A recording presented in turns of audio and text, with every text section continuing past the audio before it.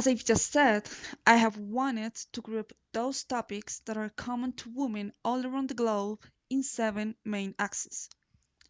Those 7 main axes are: the first one is menstruation, the second one is sexuality and reproductive rights, the third one is beauty, the fourth one is roles and violence, the fifth one is work, the sixth is education, and the seventh is marriage.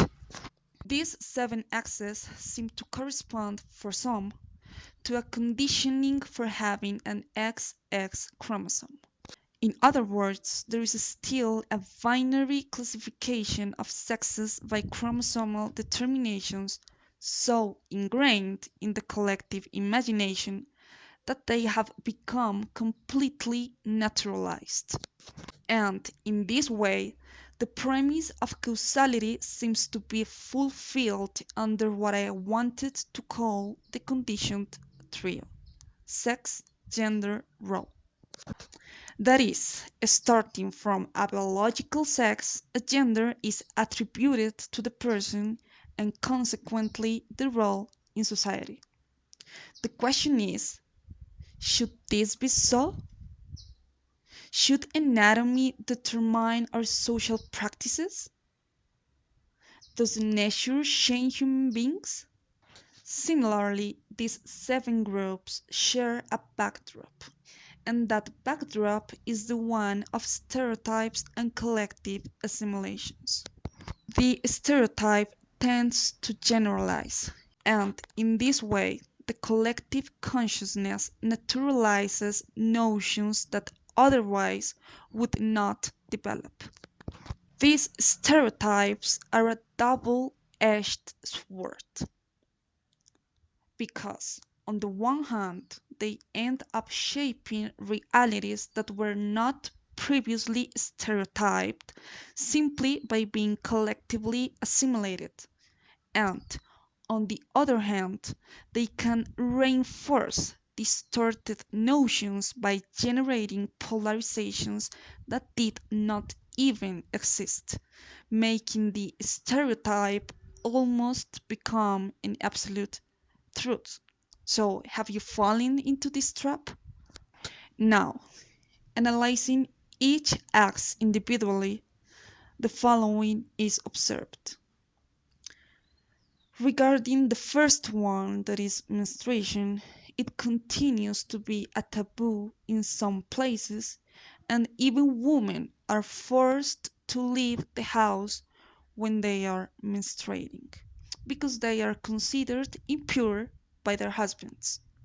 While in other countries, menstruation blood is used by women as painting and developing forms of artistic expressions, as a way of liberation, or also as an offering to the earth. Regarding the second act about sexuality and reproductive rights, it continues to be a taboo in some places, while in others it is openly debated about the body's control regarding abortion and reproductive rights. Likewise, in some places the concept of virginity is used as a form of control of the woman's body and a reinforcement of the stereotype of the pure and chaste woman, while in other places there is already an awareness that the concept of virginity does not really exist.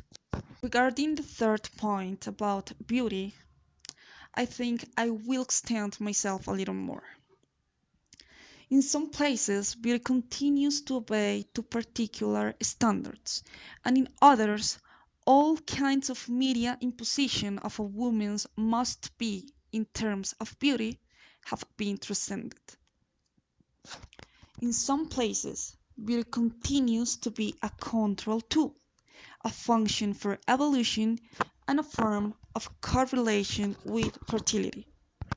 Similarly, there are places where a particular imaginary is installed so that women feel insecure, and that insecurity becomes the input of the market to contribute to the economy, making women want to purchase all kinds of products or submit to all kinds of procedures, in theory, to regain their security. That is, it is an imaginary that depends on the representation of women through the myth of beauty, and in which the affirmation of women ends up depending on externalities that profit from their insecurities. In addition, there are still places where the image of the secure woman is assimilated with the image of the arrogant woman, due to the fact that it does not fit into what is natural for the androcentric world. And what is the natural in the androcentric world? What is normal? That is, what follows the stereotype of the submissive, weak, and voiceless woman. In this sense, this imaginary ends up inciting women to be a doll without a brain. In this sense, some women stop seeing makeup as an empowerment tool and end up using it as a way to hide insecurities or to accommodate to what men want from them in terms of beauty. Furthermore, natural beauty is underestimated, and even in such day-to-day things of today's world, social networks come to incite and reinforce beauty imagery in things as the use of Instagram filters or other social network tools where people can edit their image. In this line, an image is being shaped that ends up being stereotyped and that discriminates against those who do not share that created image. In other situations, the woman, for wanting to fit into this stereotype, ends up submitting her mental and even physical health in exchange for the acceptance she may gain from society or men. And it's not about this. As an example, I have always been thin, I have a too pronounced collarbone, I don't like to wear makeup in my daily life because I prefer natural beauty, I have short hair, and I like to exercise for health. And despite these stereotypes, I have never felt the need to be accepted in a group because of the way I look, and I'm also not interested in fitting into like a man or not to like him, because my security does not lie in this. And I also think there are much more important things that need. For some, I may be too thin, and for others, not.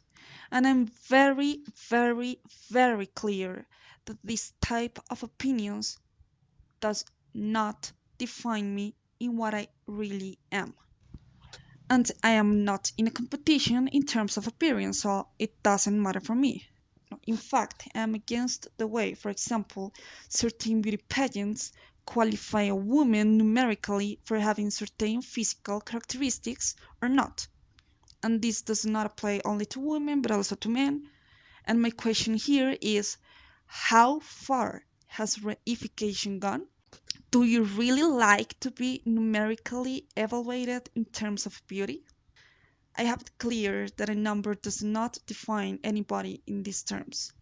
I feel that basically these type of competences that are generated among some women are the result of the male chauvinist culture that has been historically assimilated and culturally naturalized, and that can go so far as to incite unnecessary rivalries between women.